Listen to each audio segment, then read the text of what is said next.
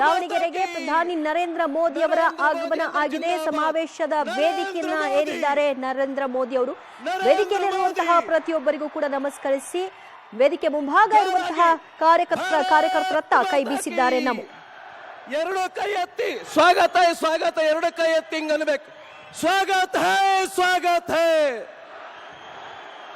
नरेंद्र मोदी, स्वागत है स्वागत है स्वागत है स्वागत है स्वागत है। जिंदाबाद जिंदाबाद नरेंद्र मोदी, जिंदाबाद जिंदाबाद जिंदाबाद जिंदाबाद जिंदाबाद। भारत माता की। ದಾವಣಗೆರೆಯಲ್ಲಿ ನಡೀತಾ ಇರತಕ್ಕಂತಹ ಬೃಹತ್ ಸಮಾವೇಶ ಹೈಸ್ಕೂಲ್ ಮೈದಾನದಲ್ಲಿ ವೇದಿಕೆ ಸಿದ್ಧಗೊಂಡಿದೆ. ಪ್ರಧಾನಿ ನರೇಂದ್ರ ಮೋದಿ ಅವರ ಆಗಮನ ಕೂಡ ಆಗಿದೆ. ಈಗಾಗಲೇ ಹಲವಾರು ನಾಯಕರು ವೇದಿಕೆಯಲ್ಲಿ ತಮ್ಮ ಮಾತುಗಳನ್ನ ಹಂಚಿಕೊಂಡಿದ್ದಾರೆ. ಕಾರ್ಯಕರ್ತರು ಇಲ್ಲಿಯವರೆಗೂ ಕೂಡ ಮೋದಿ ಅವರ ಬರುವಿಕೆಗಾಗಿ ಕಾಯ್ತಾ ಇದ್ರು. ಮೋದಿ ಅವರ ಆಗಮನ ಆಗಿದೆ. ಇನ್ನೇನು ಕೆಲವೇ ಹೊತ್ತುಗಳಲ್ಲಿ ಮೋದಿ ಅವರ ಭಾಷಣ ಕೂಡ ಆರಂಭವಾಗುತ್ತೆ.